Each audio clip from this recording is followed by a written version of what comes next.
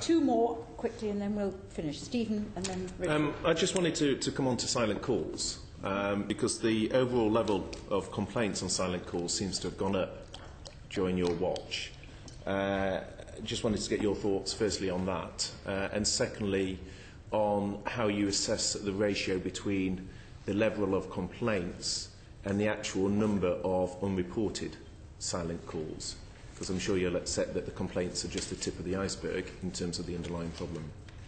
Yes, I think the relationship is even more complicated than that, actually. The complaints have gone up this year compared to last year. When we look at the data on complaints over the years, unfortunately what you actually find is that what appears to cause them to go up is publicity. So, for example, the biggest increase in complaints that we ever had was when we fined Barclaycard for silent calls. Yeah. The next upward trend was, I think, heavily influenced by the fact that we had sought an increase in the level of fine from the government, and the government have given us that increase in the level of fine, and we issued new guidance through which we were going to tighten the obligations around silent calls, and the number of complaints we received went up again. And that was essentially, we think, directly linked to the amount of publicity. So what we do to cross-check that in the consumer experience, which I must send you, is we research what people, so rather than just taking complaints, which are obviously a voluntary individual act, you may not have time to make them, I may not, we research people on a statistically reliable basis to ask them whether they have actually been subject to and have been caused anxiety by silent calls. And what that data tells you, which is much more reliable, is that the number of people who've been subjected to silent calls has fallen over the last 2 years by about 25%. So the actual true experience appears to be getting better, not worse, even though the complaints data tells you the exact opposite.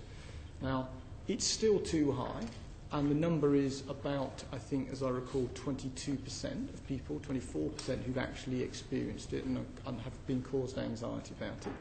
That's why we've tightened up the regime, which comes into force on February the 1st of next year. It is why we've written to all the companies that we've had problems with in this area in order to make clear to them that the regime is now tougher and the fine is very, very substantially higher.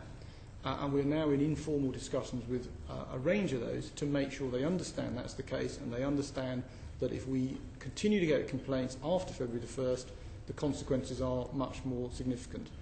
And I can say to you in all honesty, I think the deterrent effect of a £50,000 fine, which we've lived with in the past, is almost zero. And the fact that we've now got a potential deterrent effect of 2 million is much, much more valuable. So I think the numbers are going down, but we would like to see them go down further, and we have a regime in place which we will enact from February the 1st next year, which should do that.